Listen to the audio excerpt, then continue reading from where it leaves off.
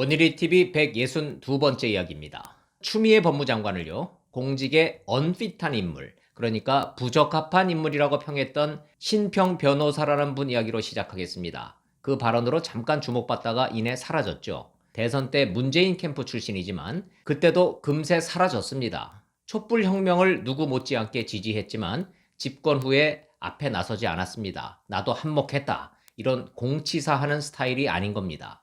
법조계에서는요, 평생 미스터 쓴소리 인생을 살아왔습니다.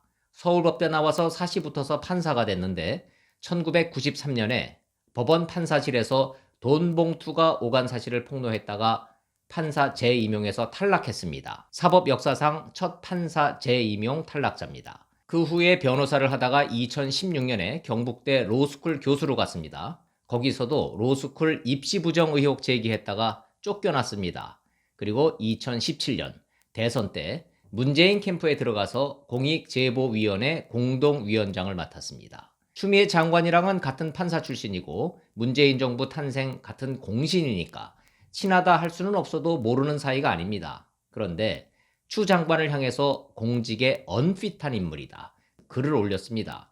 본인도 진보 측 인사인데 할 말을 하는데 내 편, 네 편을 안 가린다. 이렇게 평할 수밖에 없습니다. 그 신평 변호사가 추미애 장관을 또 비난했나? 이 말씀을 드리려고 하는 게 아니고 신 변호사가 전하는 법조계의 속살 이야기를 하려는 겁니다.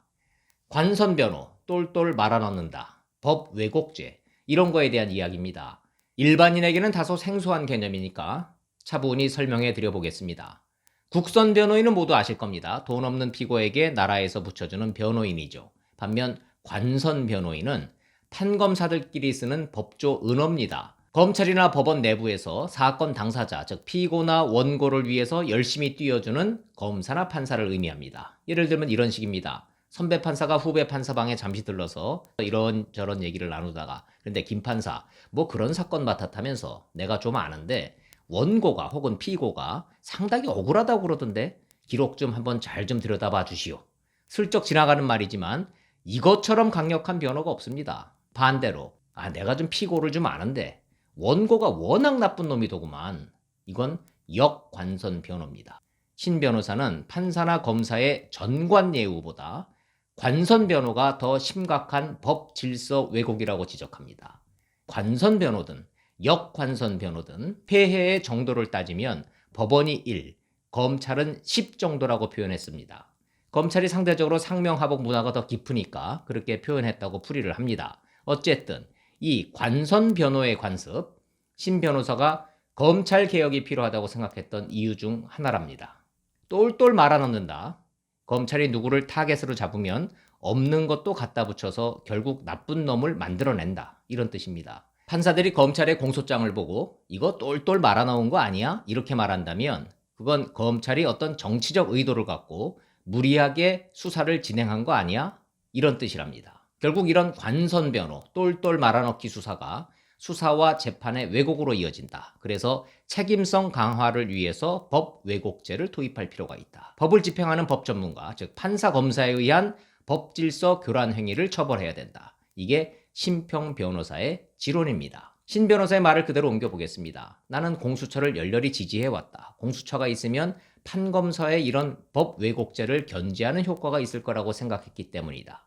지금은 재판 과정에서 억울한 일을 당해서 판사를 징계해달라고 진정을 넣으면 귀하가 진정한 사안은 재판 독립에 관한 사안이므로 응답하기가 적절치 않음. 이 딱 한 줄이 온다. 시끄럽게 하지 말고 가만히 있으라는 뜻이다. 공수처가 있어서 제 역할을 하면 이런 문제는 고칠 수 있다고 생각했다. 간단히 말하면 판사, 검사의 법 왜곡죄 같은 일탈을 수사함으로써 법원과 검찰을 견제할 수 있는 제3의 독립된 수사기관으로서 공수처가 필요하다. 이런 뜻이었습니다. 신 변호사의 주장을 계속 이어가 보겠습니다. 그런데 수장을 대통령이 임명해서 자기 마음대로 조정하는 공수처라면 없는 게 낫다. 권력에 대한 수사를 공수처를 통해서 다 통제할지 모른다는 두려움이 든다.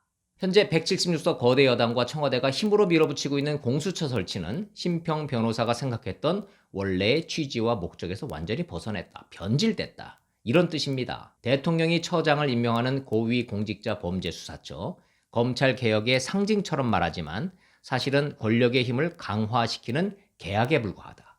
권력을 향한 그 어떤 의혹도 수사할 수 없는 법적, 제도적 장치를 만드는 역설적 제도다. 이런 의미입니다. 공수처가 오히려 더 위험하다는 우려는 공수처장이 아니라 실무진 구성에서 더 많이 나옵니다.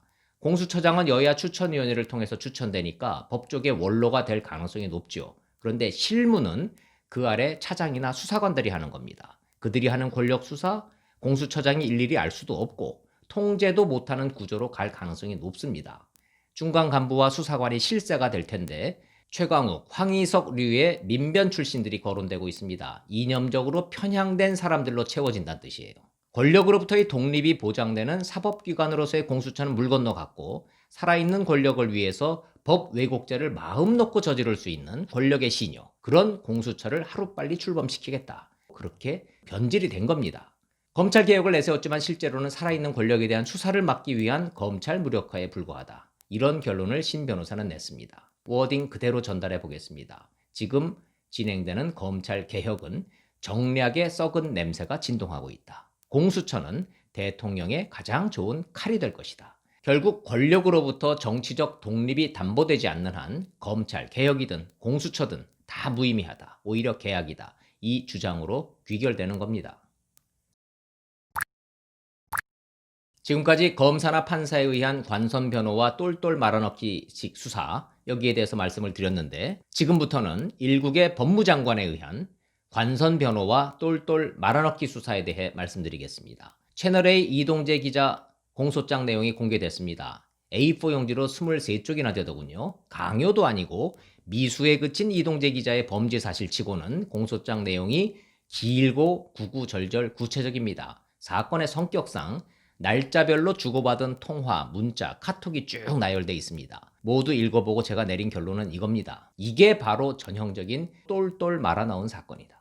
그냥 판검사 사이에서 벌어진 관선 변호가 아니고 현직 법무장관이 이건 검언유착이야 단정하고 결론 낸 역관선 변호를 한 겁니다. 서울중앙지검 수사팀은 장관의 역관선 변호 지침 그대로 이동재 기자와 한동훈 검사장 사건을 똘똘 말아넣어서 공소장을 생산해냈다. 이 지적을 하는 겁니다. 구체적 내용을 보겠습니다. 공소장에는 이동재 기자와 한동훈 검사장이 올해 1월 26일부터 3월 22일 사이에 전화 15통, 보이스톡 3회, 카카오톡 문자 메시지 등 모두 327회에 걸쳐서 연락을 했다. 이렇게 적시됐습니다. 한동훈이란 이름이 이동재 공소장에 30번이나 언급이 됩니다. 수사팀이 공소장을 통해서 주장하고자 한 건 이걸 겁니다. 봐라, 검사와 기자가 이렇게 연락을 자주 많이 했다. 비정상이다. 공모했다고 충분히 의심할 만하다. 이걸 말하고자 하는 것 같습니다. 그런데 이동재 기자의 변호인은 327회라는 그 연락의 숫자는 문자와 카톡을 주고받은 문장 하나하나를 다 센 숫자다. 네, 그렇지. 이런 카톡 하나하나를 1회 연락으로 카운팅을 한 겁니다. 심지어는 인사말까지도 한 건으로 계산을 했습니다. 이런 식이면 다른 기자들하고 다른 검사들이 연락을 주고받은 건수 역시 다 까보면 비슷할 거다. 이렇게 반박하고 있습니다. 이런 게 바로 똘똘 말아넣는다는 거 아닌가, 이 지적을 하는 겁니다. 소위 검언유착 사건이라는 거를 관선 변호, 똘똘 말아넣기 수사, 법 왜곡의 관점에서 재구성해 보겠습니다. 살아있는 권력이 수사 대상에 올랐습니다. 사람에 충성하지 않는다는 검찰총장이 감히 살아있는 권력에 칼을 들이댔습니다. 울산 선거 개입 의혹 수사, 청와대 7개 부서가 연루됐고 13명이 기소됐습니다. 공소장에 대통령 이름이 15번 적시됐다고 조국 전 장관이 천기누설까지 했습니다. 살아있는 권력에게는 한 가지 선택만 가능해졌습니다. 배신자 검찰총장을 끌어내려야 권력이 살고 재집권이 가능하다고 판단합니다. 추미애 전직 판사 정치인에게 법무장관이라는 완장을 채웁니다. 윤석열 똘마니 한동훈이 검언유착을 했다네 소위 역관선 변호를 시도합니다. 살아있는 권력편에 선 이성윤 서울중앙지검장은 똘똘 말아넣기식 수사를 합니다. 만약에 공수처가 있다면 역관선 변호를 저지른 추미애, 똘똘 말아넣기 수사를 자행한 이성윤 모두 법 왜곡 혐의로 수사받아야 할 대상입니다. 그러나 공수처 수사 대상 1호는 추미애, 이성윤이 아니라 윤석열 총장이 될 거란 얘기가 파다합니다. 본인 문제가 없으면 장모도 있고 부인도 있고 이런 식입니다. 공수처만 뜨면 윤석열 총장 끌려 내려오는 것 시간 문제라고 거대 여당은 장담합니다. 공수처에 찬성했던 많은 법률 전문가들이 공수처가 애초 취지와는 달리 권력의 시녀로 전락할 가능성이 높다고 우려하는 이유입니다. 한동훈 검사장이 추미애 장관과 이성윤 검사장의 역관선 변호와 똘똘 말아넣기 수사로부터 간신히 벗어났다고 해서 끝난 게 아닙니다. 어차피 이 모든 것이 권력 차원에서 진행되는 똘똘 말아넣기식 수사인 겁니다. 추미애 장관의 검찰 인사 이후에 그나마 원칙과 소신 있던 검사들이 속속 옷을 벗고 검찰을 떠나고 있죠. 많은 국민들이 절망감을 느끼고 있을 겁니다. 그런데요, 저는 이렇게 말씀드리고 싶습니다. 권력을 쥔 세력은 스스로 놓은 적이 없습니다. 항상 국민이 평가하고 단죄해 왔습니다. 그런 점에서 지금은 끝이 아니라 시작이다. 여기저기서 민심의 움직임이 느껴집니다. 희망을 가지시기 바랍니다. 원일이TV 마치겠습니다. 고맙습니다.